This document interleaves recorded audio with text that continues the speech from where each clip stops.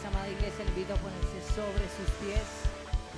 Que en esta mañana juntos podamos levantar una oración a Jesús, a nuestro Dios. Decirle, Señor, gracias. Gracias por ser nuestro Padre. Dile gracias, Señor, por haberme escogido, haberme llamado, haber quitado la venda de mis ojos, Señor. Y hoy podernos ver tu gloria, tu grandeza, poder decir que somos tus hijos. Señor, este tiempo, nuestra vida, absolutamente todo se trata de ti.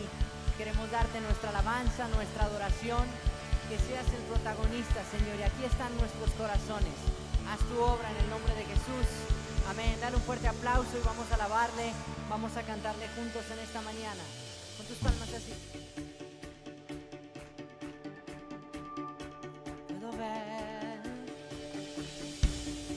Puedo ver con claridad la razón de mi canción. Es Cristo en el centro de mi ser. Vive el que resucitó. Eres tú, Señor. Es Cristo. Declaramos.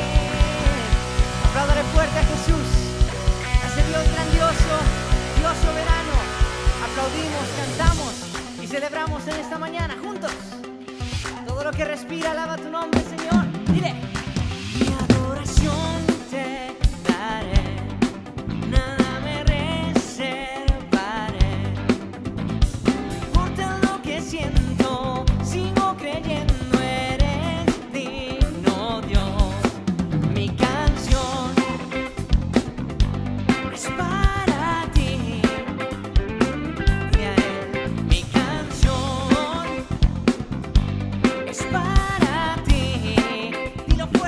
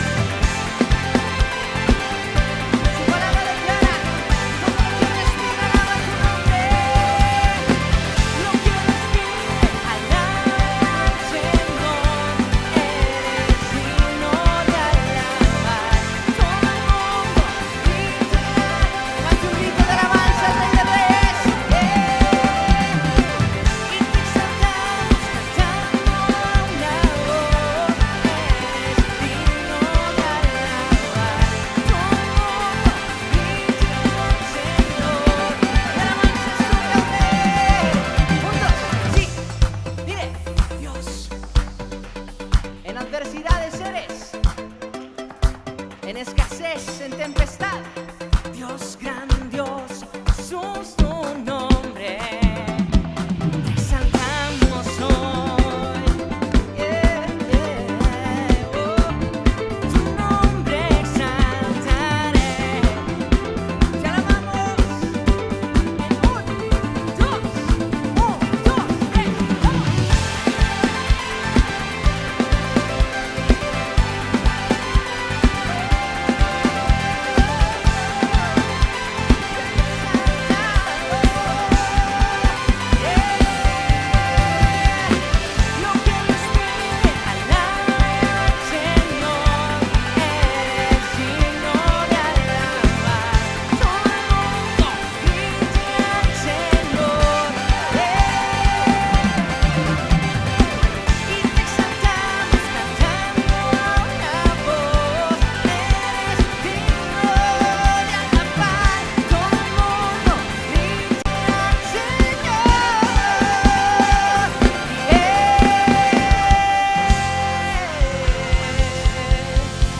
Señor, recibe nuestra alabanza y nuestra adoración. Apláudale fuerte a Él. Somos tan privilegiados, Jesús. Gracias, gracias por esta mañana. Gracias, Señor, porque te ha placido mostrar tu amor una vez más. Te ha placido seguir renovando tu misericordia. Te ha placido darnos una nueva oportunidad. Él ha sepultado nuestro pecado, nuestro pasado. Es un nuevo día, una nueva semana, un nuevo domingo, Señor, y disponemos nuestro corazón. Queremos, Señor, ser abrazados, consolados, fortalecidos con el poder de tu palabra, de tu presencia en este lugar. Señor, rendimos nuestras cargas, ansiedades, necesidades a ti. Hoy cantamos a aquel que fue capaz de, aún siendo Dios, humillarse, tomar nuestro lugar en la cruz del Calvario para nuestro entero y completo beneficio, para que hoy tú y yo confiadamente, con toda certeza y seguridad, podamos decir: Señor, tú vives en mí, ahora mi vida te pertenece y tengo una vida eterna, tengo una vida con propósito, tengo un destino glorioso. Mi Padre, mi amigo fiel, no es un Dios de derrotas, es un Dios de victorias seguras y eternas. Tú te humillaste, Señor Jesús, por amor te entregaste en la cruz del Calvario. Venciste a la misma muerte, Señor, para darnos vida a cada uno de nosotros. Fue su gracia, amada iglesia. No fueron nuestras obras. Lo mejor a lo que podamos aspirar, comportarnos, no fue lo bueno que podamos ser o hayamos sido. Es Él, fue su gracia. Un día puso sus ojos, su mirada sobre lo vil, lo menospreciado, nos halló a nosotros y dijo: de ti, hijo, hija amada, haré algo genuino, algo especial. Una joya, una perla preciosa, un hijo, una hija que marcará una diferencia.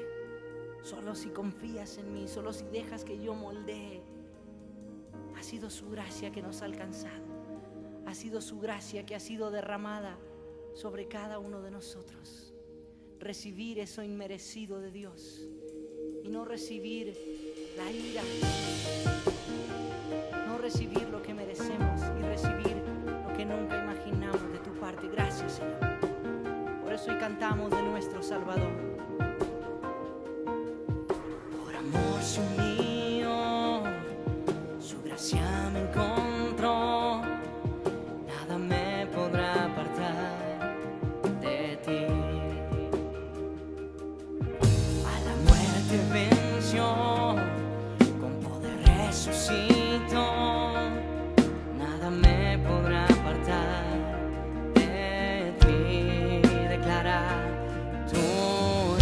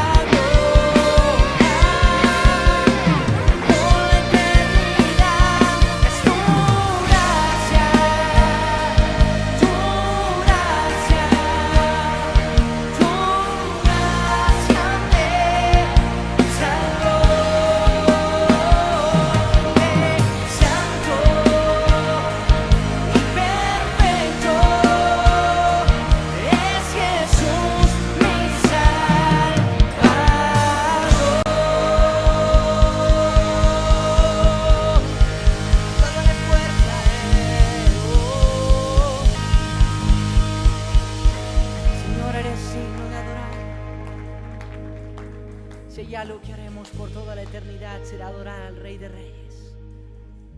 Adorar solo a aquel que dio todo por nosotros, que no reservó absolutamente nada. Aquel que volverá por sus hijos.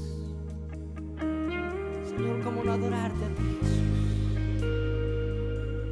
Si cuando no merecía nada tu gracia maravillosa me alcanzó. Si sabiendo que no soy digno de nada, Jesús, tú me has hecho heredero, Jesús. Nos has hecho herederos. Gracias, Señor. Es para ti y para quien quiero vivir de ahora en adelante, Jesús. Cada lugar donde me permitas estar, como tantas veces te lo hemos dicho, cada lugar donde pise la planta de mis pies se convierta en un altar de adoración, de alabanza, de reconocimiento.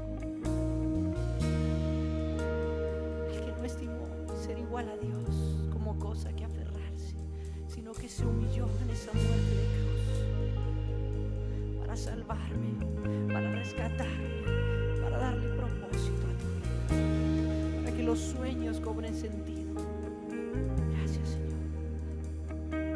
Por eso adoramos tu presencia y te reconocemos en este lugar.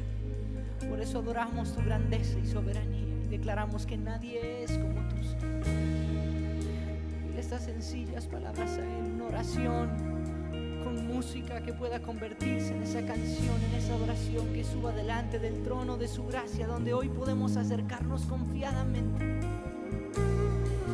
nos ha perdonado y justificado. Dile a Jesús: yo vivo para adorar, vivo para adorar, para adorar.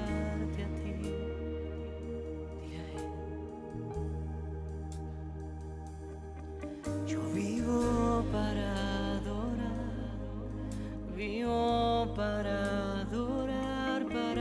adorarte a ti Jesús, cantamos que vivo para adorar, vivo para adorar, para adorarte a ti, te adoramos.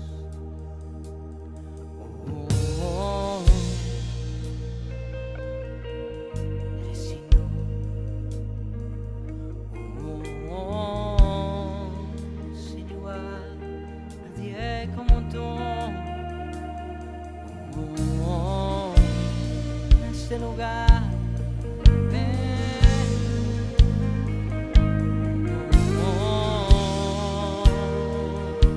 muévete,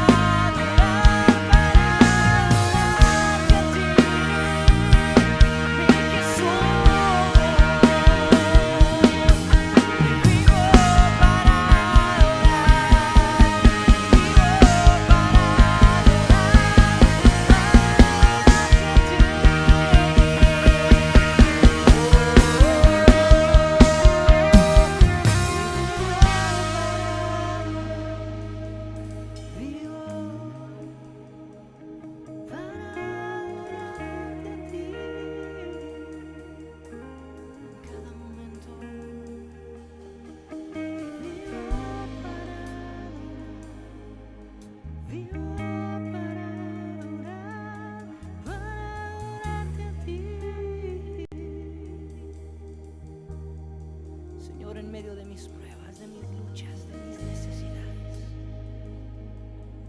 que nada se interponga entre la adoración. Como creación perfecta, como hijos, hemos sido llamados a entregarte. Que nada se interponga entre la adoración que tú eres digno de recibir. La dureza de corazón, la incredulidad, Jesús, sea quitada, porque tú seguirás siendo Dios. Pero ¿quiénes somos nosotros sin ti, Padre? Te necesitamos cada día. Enséñanos, Espíritu Santo, a adorar como tu palabra lo dice, como a ti te gusta y como tú mereces ser adorado en cada circunstancia. Dile una vez más a Él. Yo vivo para adorar, vivo para adorar, para adorarte a ti. Tu iglesia, tus hijos te dicen, vivo para adorar, vivo para adorar, para adorarte a ti. Él es quien tiene el control de tus sueños, de tus anhelos. Y vivo para adorar, vivo para adorar, para adorar. Él es quien tiene el control de tus problemas y ansiedades, de tus necesidades. Yo vivo para adorar, vivo para adorar, para adorar. Él tiene control de tu debilidad, de quién eres y quién serás. Por eso vivo para adorar, vivo para adorar, para adorarte a ti, Señor, mi Jesús. Vivo para adorar siempre. Deja que tu canto suba delante de Él. Tus hijos, toda la creación, tus ángeles adoran. Vivo para adorar. Que sea tu canto, que esa sea tu oración. Y vivo para adorar, vivo para adorar, para adorarte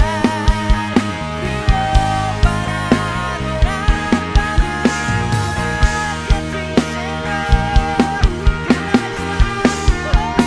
para adorar, donde sentas, para adorar a Dios que da fuerza, Dios de victoria, Dios de restauración. Yo vivo para adorar, vivo para adorarte a ti, Señor. Y una última vez a Él, que vivo para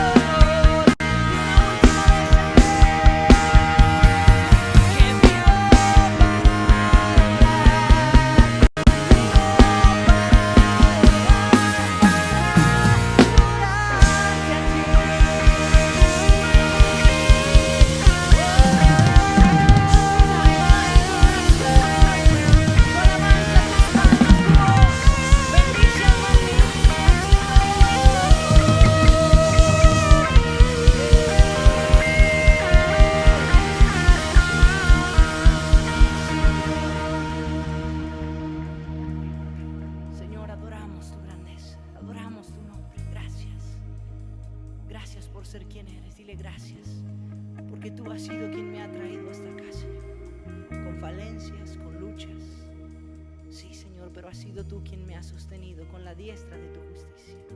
Quien sigue confiando, quien sigue creyendo y quien te llevará a más cada día. Él solo pide: confía en mí, descansa en mí. Busca primeramente mi reino, mi justicia. Deleítate en Él y deja que Él obre. Señor, oramos pidiéndote que derrames de tu bendición sobre cada familia, sobre cada hogar, sobre cada hijo, sobre cada hija que has traído esta mañana a tu casa.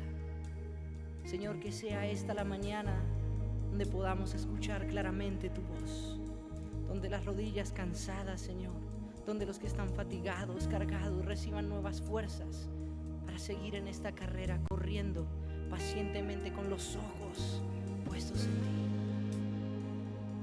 Inclina presta tu oído, Señor, a cada oración, cada petición. Amada iglesia, hable con Él. Dile: Señor, pongo mis necesidades en tus manos. Pero que el temor, que la duda, que el engaño, absolutamente nada se interponga en la adoración que yo he sido llamado a darte, Señor, en la forma que tú me has pedido de vivir, Señor. Danos esa fe, Jesús, que está por encima de toda circunstancia. Trae la bendición, Señor, oportuna, en el momento oportuno. Nunca llegas tarde, siempre llegas a tiempo, Señor. Derrama de tu bendición sobre ahí un nuevo amanecer. Trae los recursos, Señor, para que tu casa se sostenga. Trae los recursos para que el evangelio se siga predicando en estos tiempos. Tiempos de duda, tiempos de engaño, tiempos de temor, tiempos de manipulación, tiempos de tantos vientos de doctrina errados, Señor. Levanta una iglesia firme con hijos y con hijas de Dios, que no tengan temor de dar, que no tengan cada día delante de ti aprobados, que no tienen de qué las áreas que nos has confiado, Señor. Bendice los diezmos, las ofrendas de tu casa. Bendice las familias, las relaciones, Señor, los padres, los hijos, los hermanos, Señor. Derrama de tu bendición sobre tu casa. Tú eres Dios de provisión, también eres Dios de restauración, de sanidad. Dios santo, Dios fiel, Dios justo. A ti, Señor, clamamos, te adoramos y te exaltamos. Te bendecimos y te damos en el nombre que es sobre todo nombre, en el nombre de Jesús.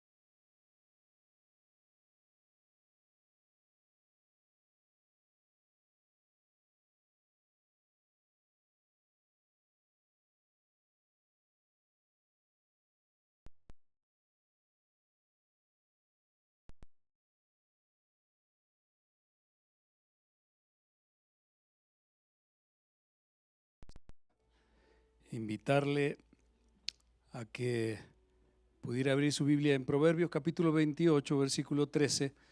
Voy a compartir un tema que no es muy popular, no despierta muchos amenes, que no se está usando este tipo quizá de predicación o no esté muy de moda en este tiempo, pero es supremamente importante. La palabra de Dios dice, le puse como título a esto, cuando se encubre el pecado. Cuando se encubre el pecado.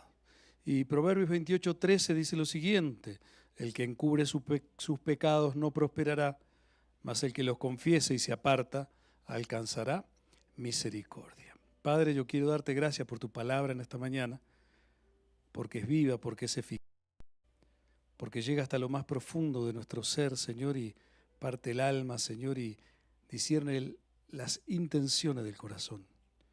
Por eso te quiero pedir hoy que hables a nuestra vida, que nos enseñes, Padre del cielo, a poder vivir de tal manera que podamos realmente vivir bajo esa convicción de que tú eres real. Toca cada corazón, cada vida. Ayúdanos, Señor, a poder exponer nuestros corazones delante de ti y derramarlos para que tú hagas lo que tengas que hacer. Háblanos en el nombre de Jesús. Amén. El sabio Salomón escribió este proverbio, advirtiendo que el pecado, cuando en lugar de enfrentarlo y abandonarlo se lo encubre, se convierte en un obstáculo que no permite alcanzar al cristiano a vivir en una vida en la dimensión llamada la misericordia de Dios. El que encubre su pecado no prosperará. Quizá sea un tema una definición que por ahí para algunos, pero ¿cómo puede ser, pastor?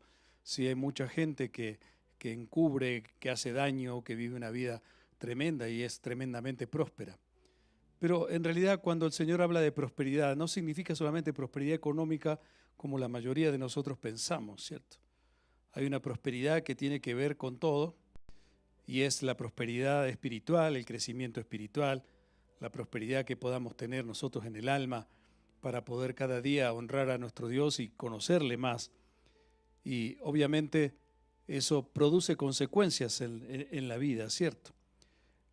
Pero encontrar o hallar la misericordia de Dios significa recibir un perdón que no se merece. Eso es misericordia. Cuando pecamos y tratamos de como si nada pasara, la misericordia de Dios no se llega a alcanzar y la vida se vuelve en un verdadero problema quizá para el creyente que vive en esa dimensión o todavía no ha entendido. El Salmo 90, versículo 8, dice, despliegas nuestros pecados delante de ti, nuestros pecados secretos, y los ves todos. Dígale que está a su lado, Dios todo, sabe todo de cada uno de nosotros. Pero cuando somos gobernados por el pecado, la vida espiritual comienza a dejar de funcionar correctamente y todo vuelve para atrás, porque el pecado hace daño y además deja dolorosas consecuencias que pueden marcar en la vida de una persona un destino eterno sin Dios. Por eso es tan importante que uno cuando ha hecho algo que sabe que está mal, asuma la responsabilidad, el que y en oración poder confesarlo en el nombre de Cristo y poder confesar eso que Dios ya sabe, pero está esperando que nosotros se lo contemos. Encubrir el pecado en la vida cristiana trae consecuencias que producen mucha incomodidad interior, porque esa incomodidad interior la produce el Espíritu Santo, que nos inquieta, que sentimos pesar, que sentimos algo que no está correcto, que nos está indicando que algo no está bien.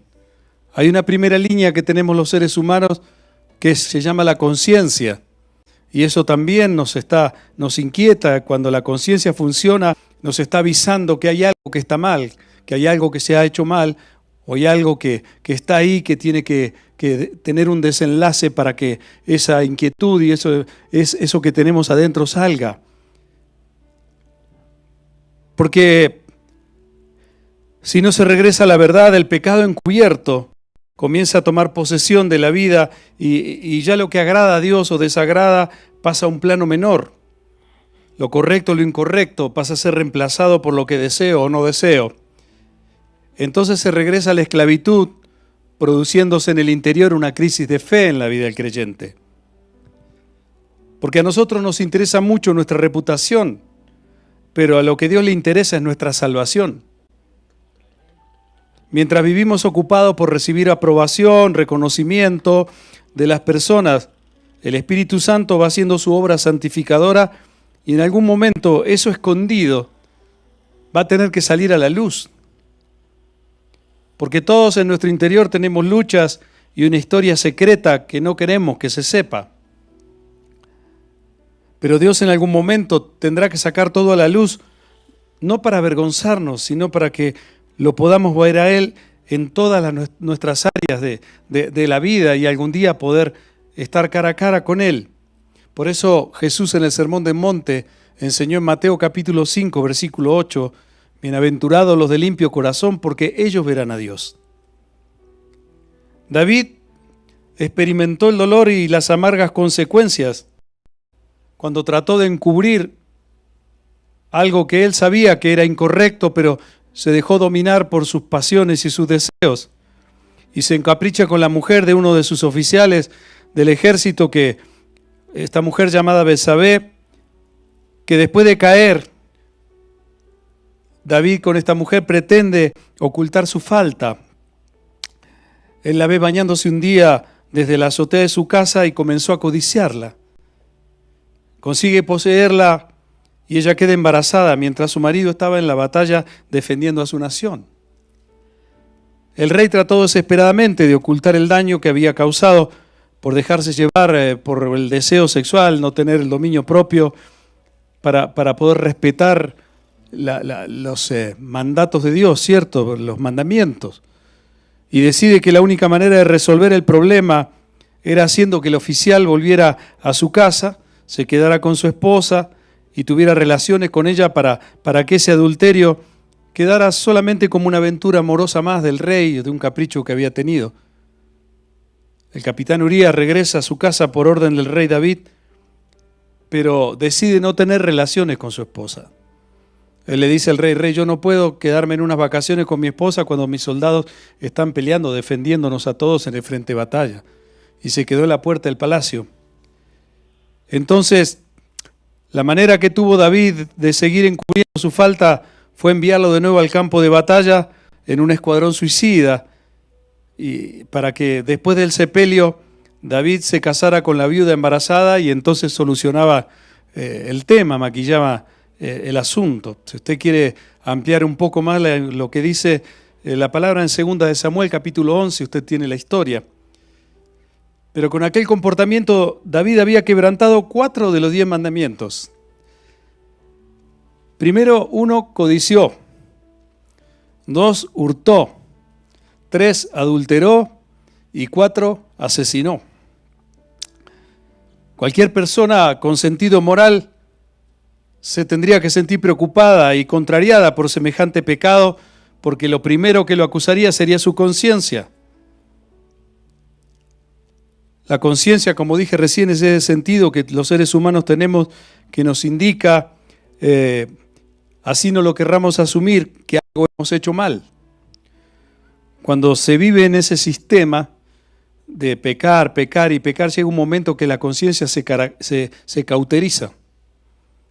Entonces ya se vive de esa manera, gobernado por el pecado, y por eso la caída de muchos cristianos, por no entender esos principios, después de haber caído, entran en una dimensión donde se vive peor que antes de conocer la verdad.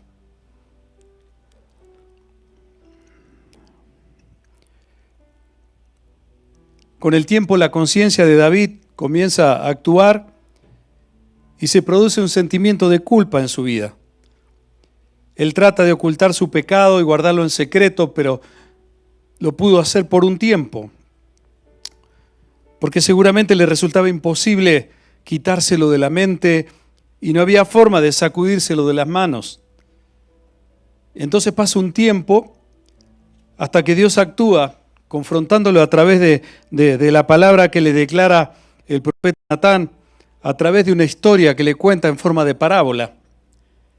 Y segunda de Samuel 12, del 1 al 9, dice: Jehová envió a Natán a David, y viendo a él, le dijo: había dos hombres en una ciudad, el uno rico y el otro pobre, pero el pobre no tenía más que una sola corderita que él había comprado y criado, y que había crecido con él y con sus hijos juntamente, comiendo de su boca y bebiendo de su vaso, y durmiendo en su seno. Y la tenía como una hija. Y vino uno de camino al hombre rico, y éste no quiso tomar de sus ovejas y de sus vacas para guisar para el caminante que había venido a él, sino que tomó la oveja de aquel hombre pobre y la preparó para aquel que había venido a él. Entonces se encendió el furor de David en gran manera contra aquel hombre, y dijo a Natán: que tal hizo es digno de muerte, y debe pagar la cordera con 4 tantos, porque hizo tal cosa y no tuvo misericordia. Entonces dijo Natán a David: tú eres aquel hombre. Así ha dicho Jehová, Dios de Israel: yo te ungí por rey sobre Israel, y te libré de la mano de Saúl, y te di la casa de tu señor y las mujeres de tu señor en tu seno.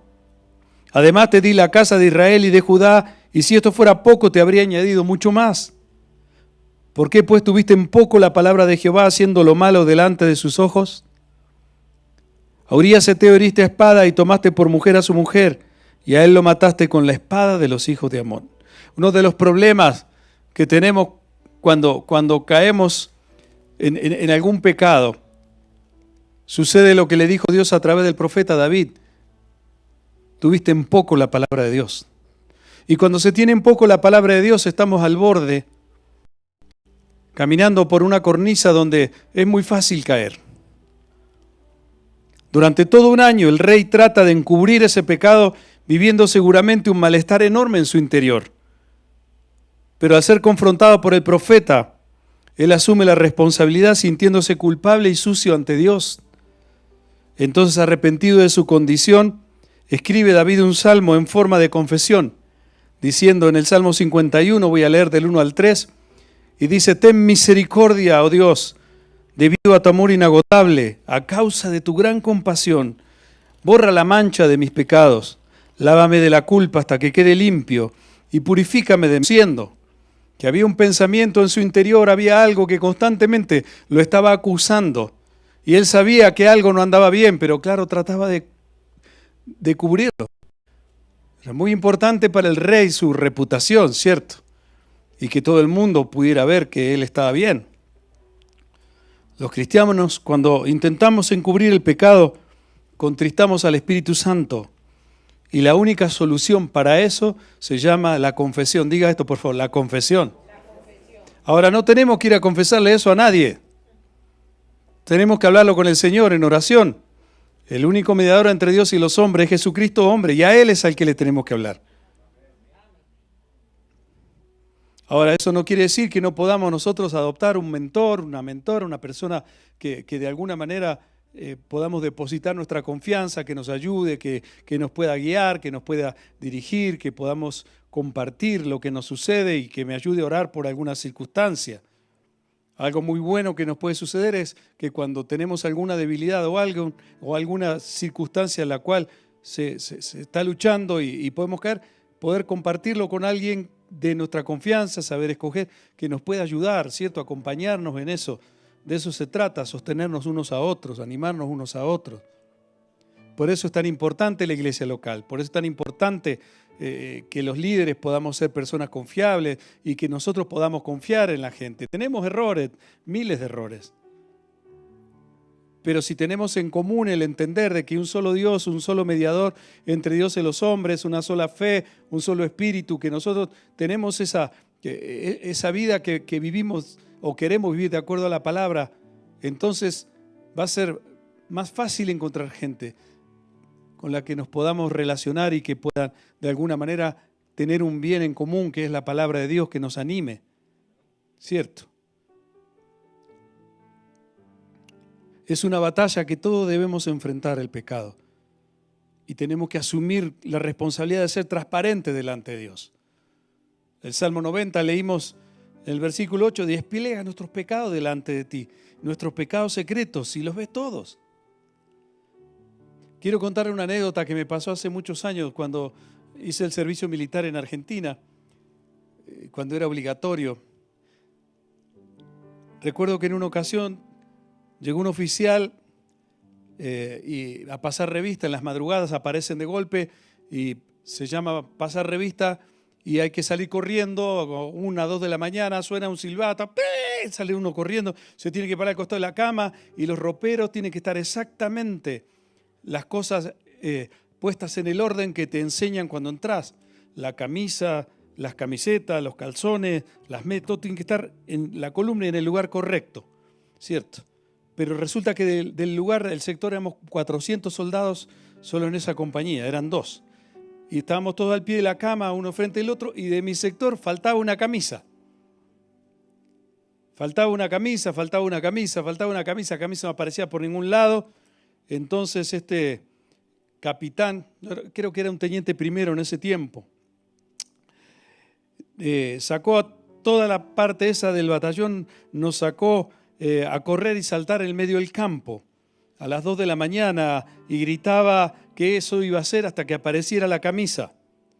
Éramos casi 50 soldados ahí saltando, una temperatura muy fría, estábamos en calzones y camiseta, nos hacía tirar el pasto lleno de rocío, haciendo salto de rana, cuerpo a tierra y todo lo que tiene que ver con la disciplina militar. Mientras todo el batallón estaba esperando firme al pie de la cama, todos así esperando que volvamos. Los gritos y los regaños eran muy fuertes. Y allí no había derechos humanos ni ninguna ONG que nos defendiera. Ahí el sistema no era inclusivo, no había nada. Mientras la camisa no aparecía, todos saltando ahí como resortes en el medio del campo.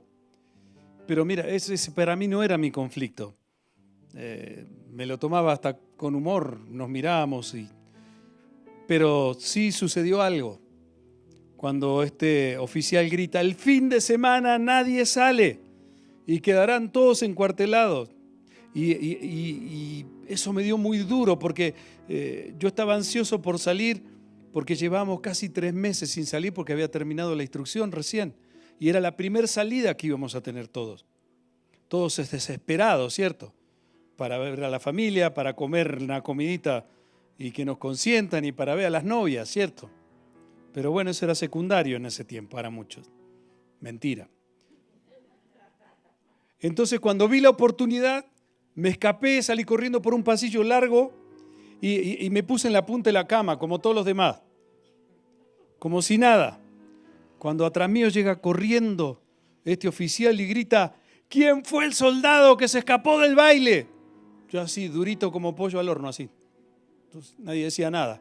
Todos me miraban como diciendo, rata, pasa adelante, yo así. Todos en ropa interior, parados al costado de la cama. Y escucho estas palabras.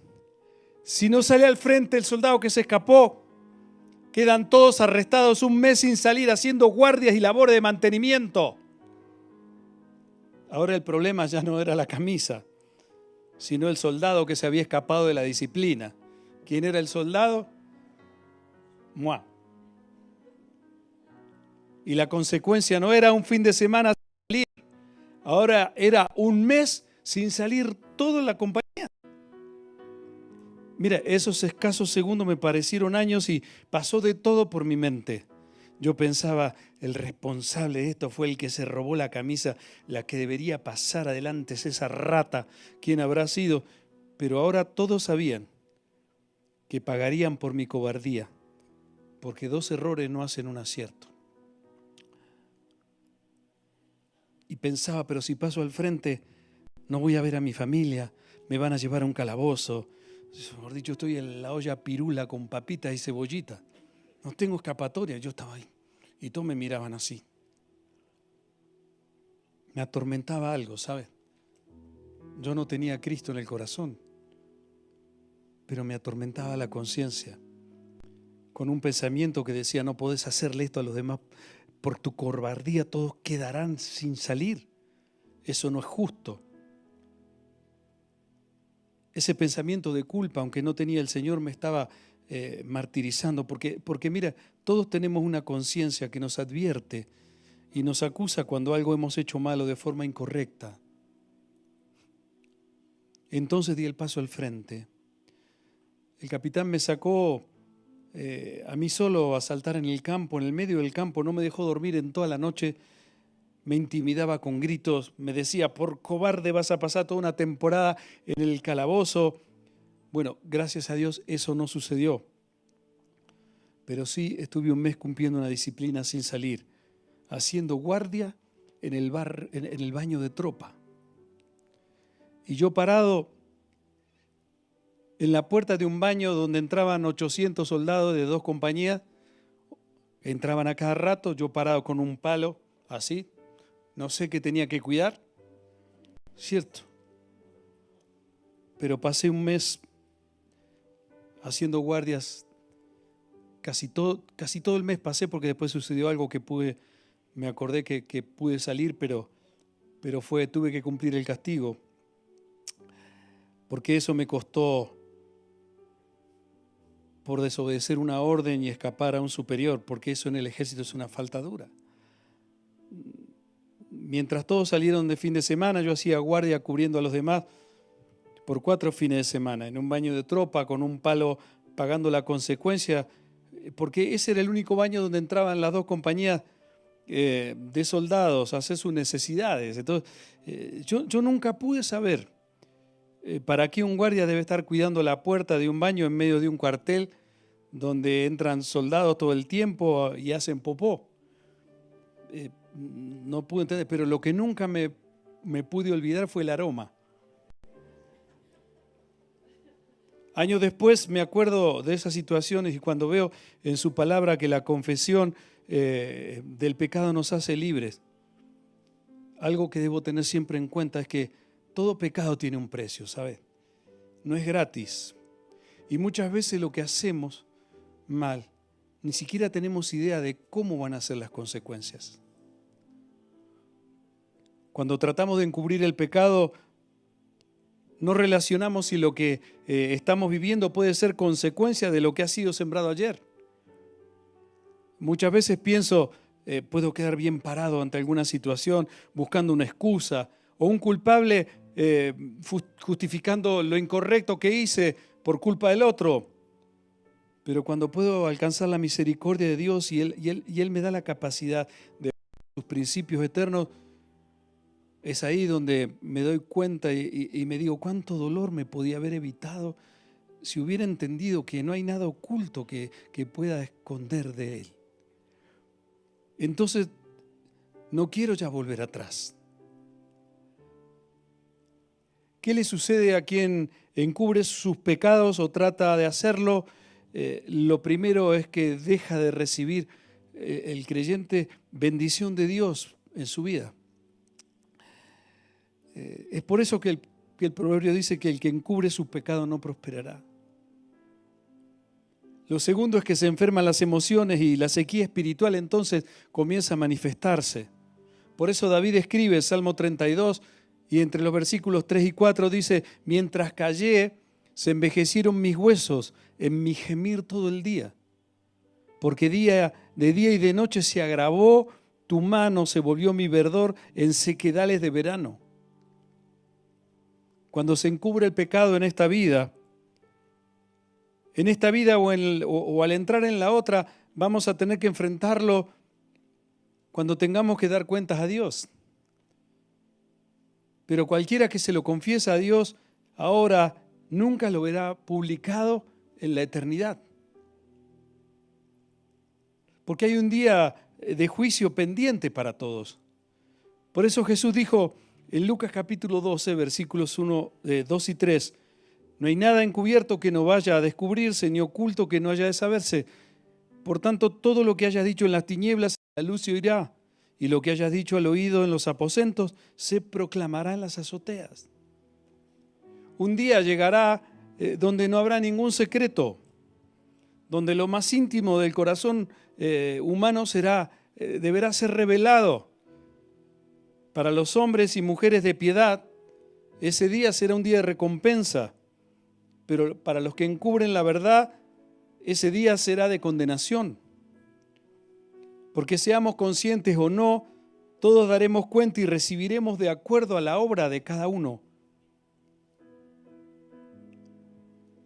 David escribió el Salmo 19, versículos 12 y 13, diciendo: ¿quién está consciente de sus propios errores? Perdóname a aquellos de los que no estoy consciente. Libra además a tu siervo de pecar a sabiendas. No permita que tales pecados me dominen.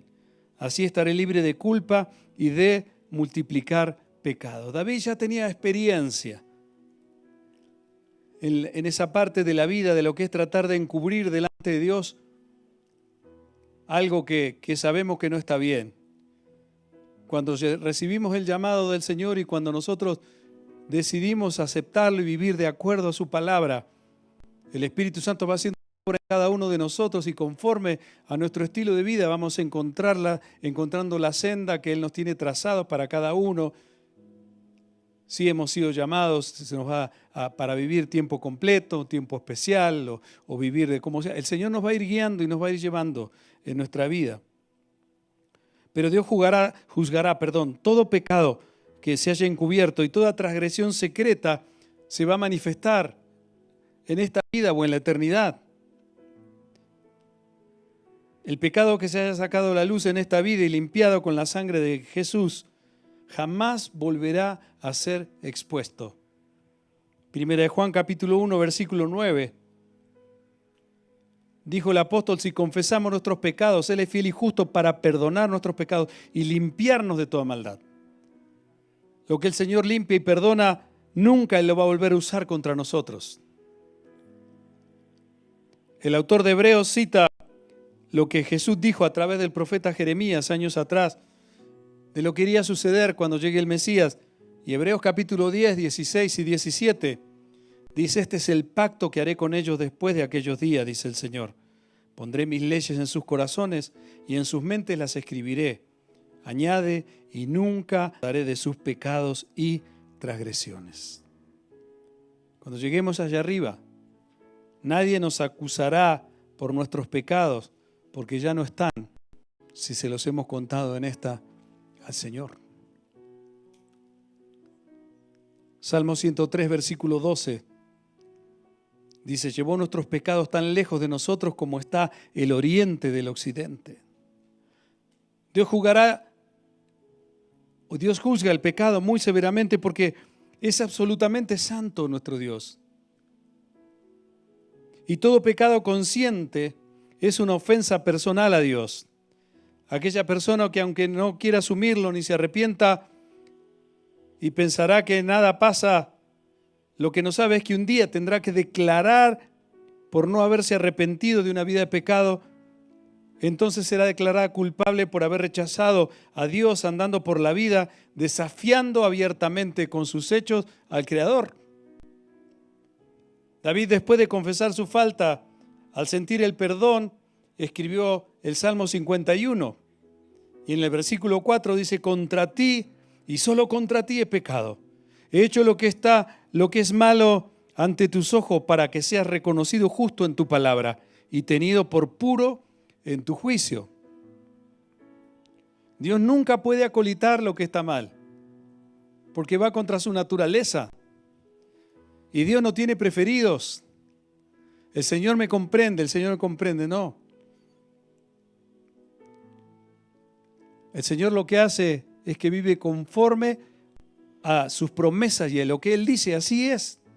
Y si la palabra de Dios dice que algo está mal, está mal. Y si dice que algo está bien, está bien. No hay forma de refutar eso.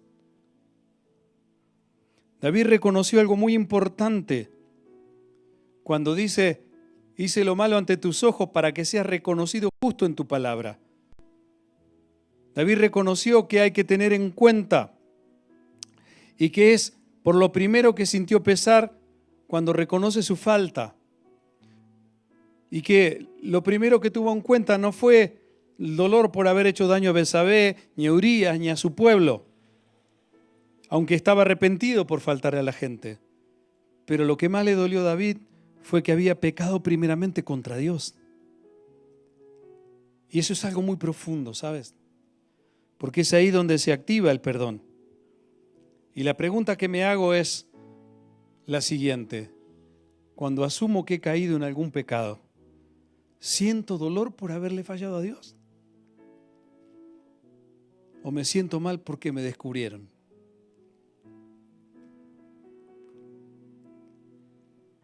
Nosotros estamos más interesados por nuestra reputación, pero Dios, por amor, a Dios le interesa mucho más nuestra salvación. En la convivencia con las personas, cuando hay que enfrentar la responsabilidad de lo que se ha hecho, es frecuente que en lugar de asumirlo, se busque un justificativo, se trate de desviar la responsabilidad exponiendo lo que el otro hace. Pero cuando estemos rindiendo cuentas por cómo hemos vivido en la vida que profesamos en Cristo, Él no te va a preguntar, ¿qué fue lo que te hicieron? La pregunta será, ¿qué fue lo que tú hiciste? Jeremías 32, versículo 19, dice, tus proyectos son grandiosos y magníficas tus obras. Tus ojos observan todo lo que hace la humanidad para dar a cada uno lo que merece, según su conducta y los frutos de sus acciones. Jeremías dice que Dios juzgará a cada uno por su obra y no por las obras de los demás. Mira, Eva trató de justificar su culpa culpando a la serpiente. Génesis 3:13. Entonces el Señor Dios le preguntó a la mujer, ¿qué has hecho? La serpiente me engañó, contestó ella, por eso comí. Y cuando lo llama a cuentas Adán trata de justificar la suya culpando a Eva. Y no solo eso, sino que además hace responsable a Dios por haber fabricado a Eva. Génesis 3:12, el hombre contestó, la mujer que tú me diste fue quien me dio del fruto y yo lo comí.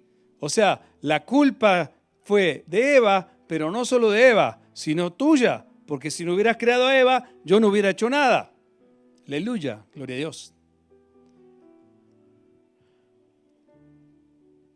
Adán no se arrepintió de lo que hizo y Eva tampoco. Ambos no se hacen responsables de lo que se hace mal y buscan salir de la situación que los compromete poniendo como argumento para justificar su falta, culpando al otro. ¿Cuántos casados hay acá que pueden decir amén? ¿Cierto? ¿Cuántos hijos adolescentes que hay acá cuando tienen que ser llamados a cuenta? ¿Cierto? ¿Cuántos esposos, cuántas esposas? Qué tremenda ese legado que hemos recibido los seres humanos, ¿cierto? Del primer hombre y la primera mujer. Eso es producto de nuestra caída naturaleza. Adán no se arrepintió, Eva tampoco. Si ella hubiera hecho esto, yo hubiera hecho lo otro. Si ella no hubiera hecho eso, yo no hubiera hecho lo otro. Y si vos no te comportás de esa manera, yo no haría lo que estoy haciendo porque por tu culpa soy así. Gálatas 6, del 3 al 5. Pablo dijo, si alguien se cree algo cuando en realidad no es nada, se engaña a sí mismo. Cada cual examine su propia conducta y si tiene algo de qué presumir, que no se compare con nadie, que cada uno cargue con su propia responsabilidad. Mira, hay muchos en psicología, se aconseja a los pacientes para salir de sus conflictos amargos que identifiquen los daños que le puedan haber causado sus padres, las figuras de autoridad en sus vidas o sus semejantes. Es un proceso que se supone que ayuda a la persona a comprender sus fracasos y lo libera del daño que se causa a sí misma para recuperar la autoestima y así salir de la lucha y de las crisis internas que no le permiten a la persona ser libre de obsesiones, de depresiones, de comportamientos negativos o de pensamientos de suicidio. Aunque ésta puede sentir alivio identificando los elementos que pudieran haber activado sus desdichas, la sanidad nunca llegará a su vida si no interviene el verdadero perdón, el poder del perdón de Dios. Porque en el fondo el problema a resolver es la culpa. Querramos o no reconocerlo, somos culpables delante de Dios.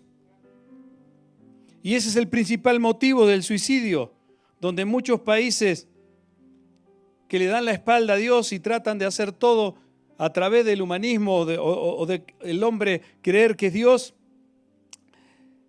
el peso de la culpa es tan grande en tanta gente que no pueden sobrellevar el dolor y la acusación que hay en el alma.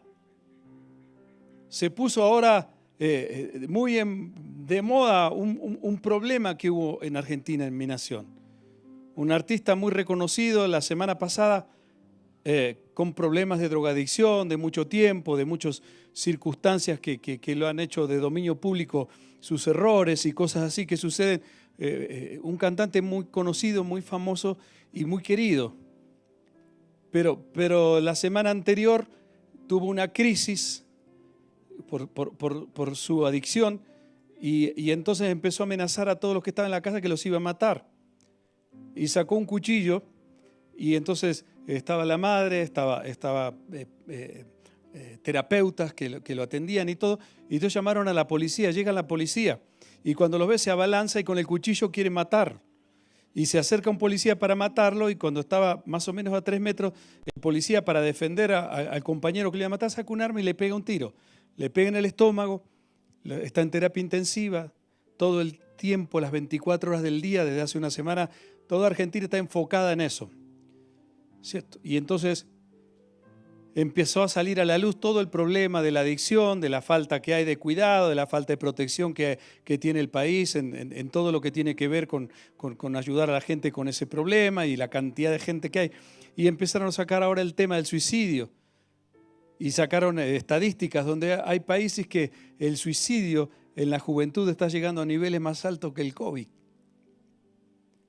Y entonces están diciendo de que no, que el problema es que lo que pasa es que no hay protección, que el Estado no los guarda, que no los cuida, que el presidente esto, que aquello lo otro, que todo aquello. Entonces tratan de entender que aunque esta persona pueda sentir alivio recibiendo una ayuda psicológica, terapéutica, en el fondo el problema a resolver es otro y se llama la culpa. Ese es el principal motivo de suicidio en muchos países. El peso de la culpa es tan grande en mucha gente que no lo pueden sobrellevar.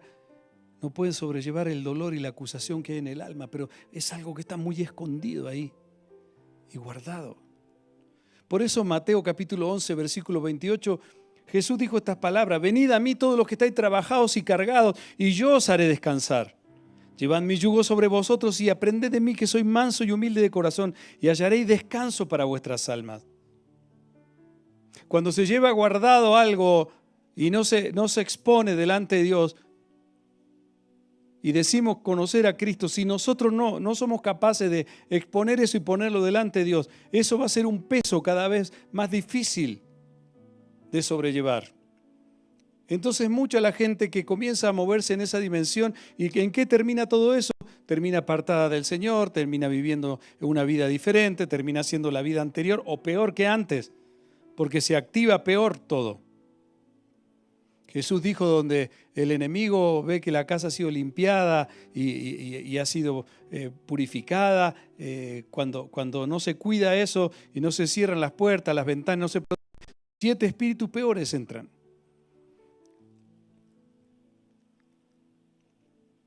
Por eso cuando nos enfrentamos a la culpa por haber hecho algo que sabemos que está mal y lo encubrimos, todo lo que podamos hacer resultará inútil si no se experimenta el poder del perdón en nuestra vida. No digo totalmente inútil, se podrá paliar una situación, podrá servir para aliviar algo, pero siempre pasará algo, alguna circunstancia que hará activar eso que quedó ahí guardado, quedó aliviado. Porque el problema es que aunque se encuentre algún alivio momentáneo, de alguna manera sucederán situaciones que activarán el conflicto. Entonces la crisis en algún momento se va a volver a manifestar. Por eso no pueden quedar libres totalmente de la atadura que produce la dependencia de tener que recibir constantemente una ayuda. Hasta que no se resuelve el problema de fondo, que es el pecado, todo lo que se hará serán paliativos que aliviarán momentáneamente la situación, pero no podrán resolver del todo el problema de fondo. Pablo le dijo a su discípulo Timoteo, 1 Timoteo 5:24, los pecados de algunos hombres se hacen patentes antes que ellos vengan a juicio, mas a otros se les descubre después. Por esa razón es tan necesario tener valor para enfrentar al pecado, asumirlo con responsabilidad y aborrecerlo. Una persona nunca será responsable de sus equivocadas decisiones si le hacen sentir que sus desdichadas crisis internas y experiencias son por culpa de otros. Uno ve con frecuencia, no, mirá lo que me hicieron, no, me pasa esto porque mirá lo que esto, no me pasa esto porque mirá lo que hace. No, lo que pasa es que, claro, tuvimos que ir a un careo, pero claro, ¿qué pasa? Lo que pasa es que el juez es primo de Carlito, no, y nunca nos hacemos cargo de lo que hicimos. Y ese es el problema de mucha gente. Es verdad que una mala experiencia, una ausencia en el momento necesario, un abandono, una injusticia dejan secuelas. Y quizá tu vida haya sido muy difícil y tú me puedes decir, pastor, vos no sabés lo que es mi vida. Pero si Jesús te ha rescatado, tu vida ya no depende de tu pasado. Decirle que está a tu lado, si Jesús te rescató, tu vida no depende de tu pasado. Porque tu pasado no puede cambiar, pero Dios lo puede sanar. Entonces cuando vuelvas a pasar por una situación similar, ya no va a producir absolutamente nada y tú puedes caminar tranquilo por la vida. El problema de que mucha gente no puede volver a edificar nuevos hogares cuando Dios le da una nueva oportunidad, después de un divorcio, una vida desdichada de pareja, familia y todo lo que pasa. No funciona la nueva oportunidad porque justamente va a pasar por situaciones que si no han sido sanadas, se le va a activar todo lo que vivió en su vida anterior. Entonces lo que va a tener al frente que resolver o la persona que tenga, con la cual tenga que resolver el problema, va a ser el verdadero problema.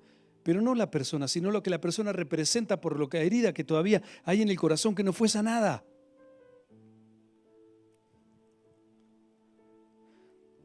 Ya no depende de tu pasado al llegar a Cristo, tu vida debe mirar al futuro con un presente de salvación y perdón. Por eso Lucas capítulo 19, versículo 10, Jesús dijo, porque el Hijo del Hombre vino a buscar y a salvar lo que se había perdido. Todo ese dolor y ese lamento se tiene que convertir en experiencias que tienen que dejar una gran enseñanza y fortalecernos para poder levantarnos y poder levantar a otros cuando pasen por esa circunstancia. Porque esa es una responsabilidad que tenemos nosotros cuando tenemos a Cristo en el corazón. El Salmo 30, versículos 11 y 12. El salmista dice, convertiste mi lamento en danza, me quitaste la ropa de luto, me vestiste de fiesta para que te cante y te glorifique y no me quede callado, Señor mi Dios, siempre te daré gracias. La verdadera confesión del pecado no consiste en solo reconocer que se ha obrado mal, sino en admitir que se ha ofendido y desafiado a Dios. Lo que me permite gozar de salud espiritual es no tratar de librarme de mi responsabilidad justificando lo que hice con los agravios que los demás me hayan causado, sino con el desagravio que yo he causado primeramente contra Dios y cuál es la parte que me corresponde. La primera característica de la confesión es estar de acuerdo con Dios en que somos responsables al haber tomado decisiones eligiendo el pecado.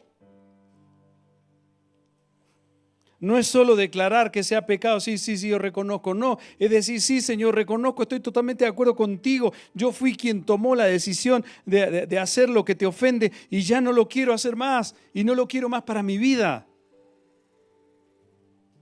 Si tu palabra lo dice, así es.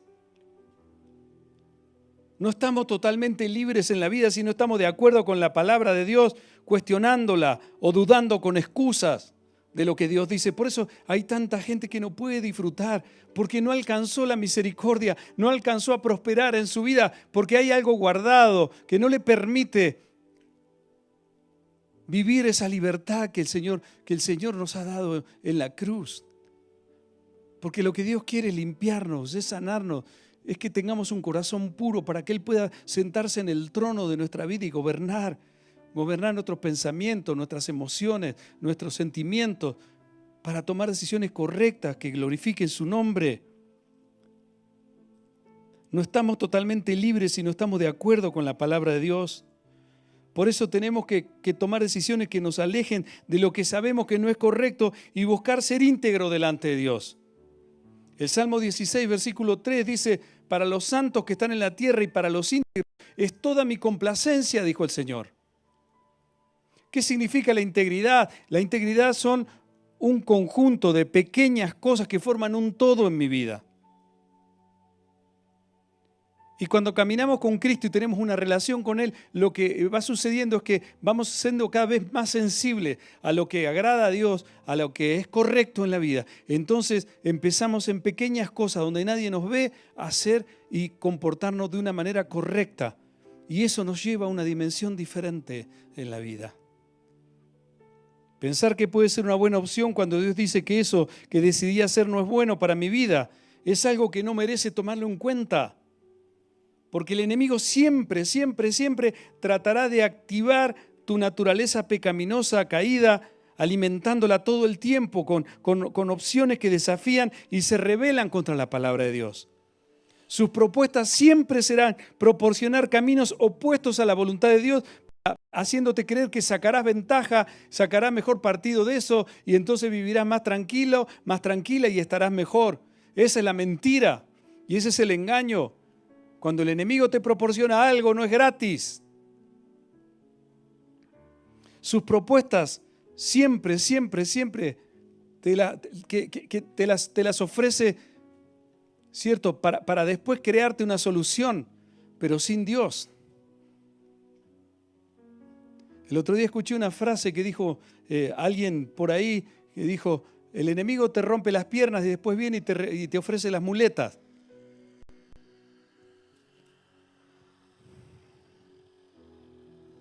Tratará siempre de colocar pensamientos negativos para que tú decidas contradiciendo la verdad. Porque mira, Filipenses capítulo 4, versículo 8, mira, mientras la palabra dice esto a través de Pablo, por lo demás, hermanos, todo lo que es verdadero, todo lo honesto, todo lo justo, todo lo puro, todo lo amable, todo lo que es de buen nombre, si hay virtud alguna, dice, si hay algo digno de alabanza, ¿en esto qué? Pensad. Al colocar la tentación, Él pondrá la opción opuesta.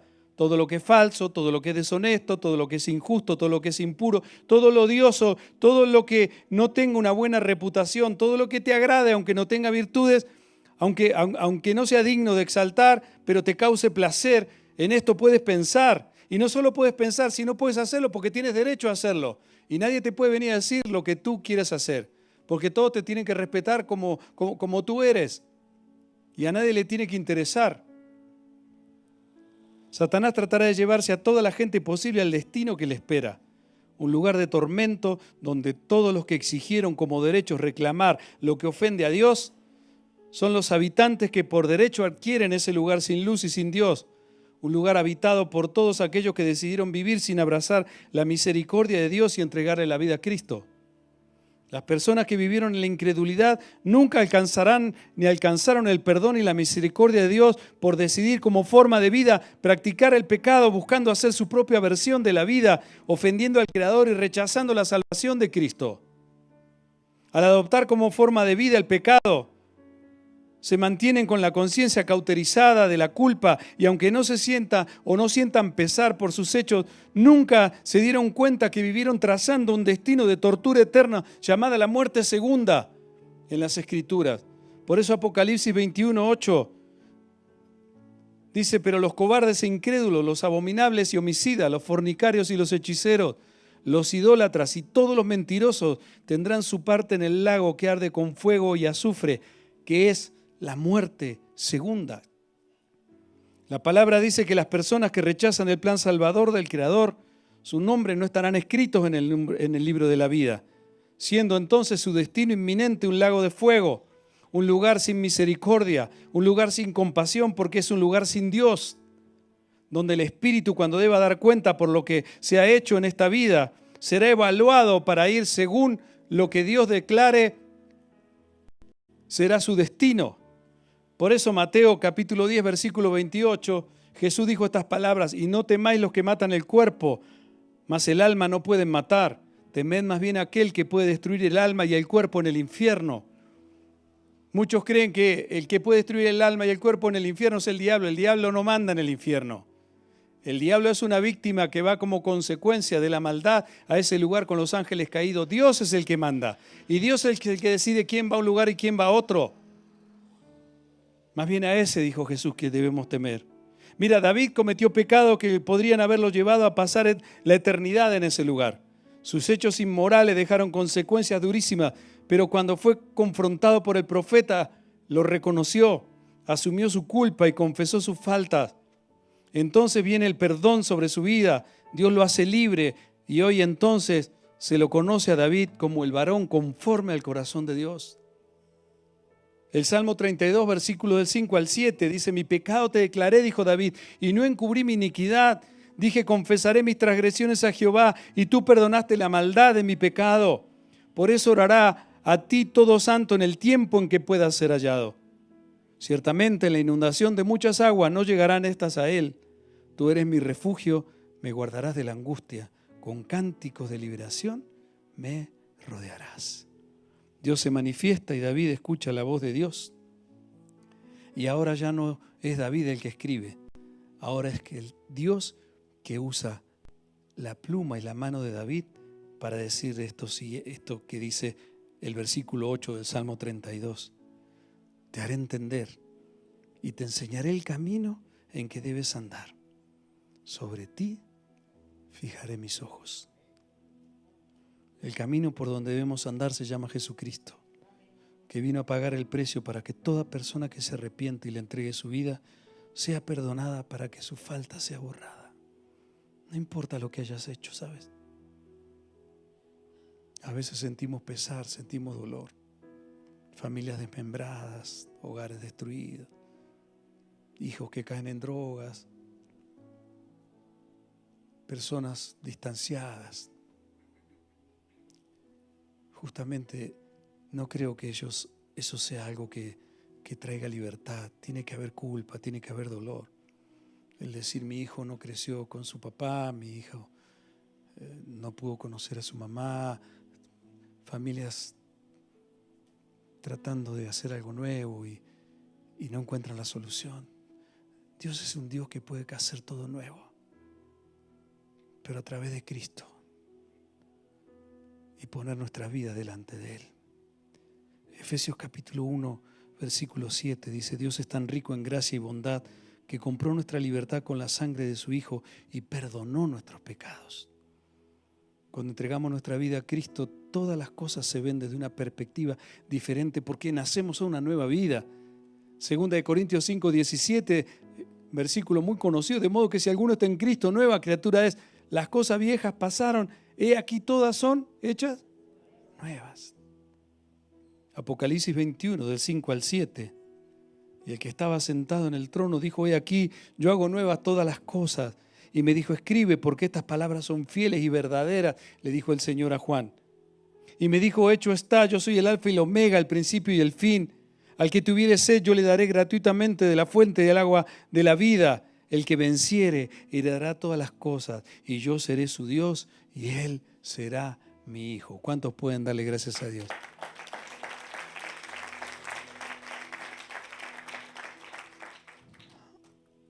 Salmo 32, versículos 10 y 11. Muchos son los dolores de los malvados, pero el amor inagotable rodea a los que confían en el Señor. Así que alégrense mucho en el Señor y estén contentos, ustedes los que le obedecen. Griten de alegría, ustedes los de corazón puro. Isaías 1, 18 y 19. Venid luego, dice Jehová, y estemos a cuenta. Si vuestros pecados fueren como la grana, como la nieve, serán emblanquecidos. Si fueren rojos como el carmesí, vendrán a ser como blanca lana. Si quisiereis y oyereis, comeréis el bien de la tierra. ¿Por qué el Señor tiene que obrar en nuestros corazones y sacar toda la luz? Porque el Señor quiere habitar en un corazón puro, y donde hay pecado no está la presencia de Dios. Y cuando nosotros rechazamos el pecado, en nuestra vida es porque estamos de acuerdo con lo que Dios vino a establecer. Por eso es tan importante lo que dijo el sabio, Proverbios 28:13, como empezamos.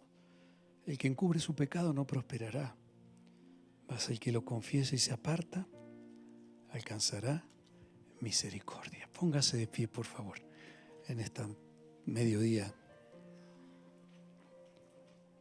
Y permítame levantar una oración. Y ahí donde está usted, si usted hay algo que tiene que poner delante del Señor, hágalo. Este es el lugar, este es el momento. Y tiene que hablarlo con Él. Porque es el único mediador entre Dios y los hombres, Jesucristo, hombre. Entonces, en el nombre de Jesús, Señor, hoy ponemos nuestras vidas delante de ti. Y queremos pedirte que nos ayudes, Señor. Batallamos con muchas cosas en la vida y se nos hace difícil. A muchos sabemos que tu palabra es verdad, pero muchas veces justificamos lo que hacemos mal. Tratamos de imponernos, tratamos de que los demás nos vean bien, nos den la razón. Queremos imponer una razón muchas veces en vez de buscar una verdad. En este día ponemos nuestras vidas en tus manos. Límpianos, Señor. Tú dijiste que agarrarías, Señor, el corazón de tus ministros, de los levitas, y los limpiarías como el jabón de lavadores que pasa por lo que está sucio y limpia y deja todo de una manera perfecta, transparente. Pasa sobre nuestras vidas, Señor, en nuestros corazones, y límpianos. Porque no queremos hacer en vano este momento y este tiempo tan especial. El que dice Pablo, y el que tú dejaste como legado para que tu iglesia obedeciera y cumpliera con este rito o con este acto sagrado de recordar y hacer memoria sobre tu muerte hasta que tú regreses, Señor. Porque yo recibí del Señor, dijo Pablo, lo que también os he enseñado. Que el Señor Jesús, la noche que fue entregado, tomó pan y, habiendo dado gracias, tomad, comed, esto es mi cuerpo que por vosotros es partido. Haced esto en memoria de mí. Asimismo tomó también la copa después de haber cenado, diciendo, esta copa es el nuevo pacto en mi sangre. Haced esto todas las veces que la bebiereis en memoria de mí. Así pues, todas las veces que comiereis este pan y bebiereis esta copa, la muerte del Señor anunciáis hasta que Él venga. Padre, venimos delante de ti. Te damos gracias por este pan que representa tu cuerpo y por este jugo de la vid que representa tu sangre que fue derramada para el perdón de pecados. Anunciamos que tú te entregaste, que tú diste tu vida en sacrificio, y con este acto que se pueda ver que realmente nosotros hacemos memoria y no es en vano lo que hiciste, tu sacrificio, y nos diste vida nueva y resucitaste e hiciste de nosotros nuevas criaturas. Por eso te damos gracias. Bendice este pan y bendice este jugo de la vid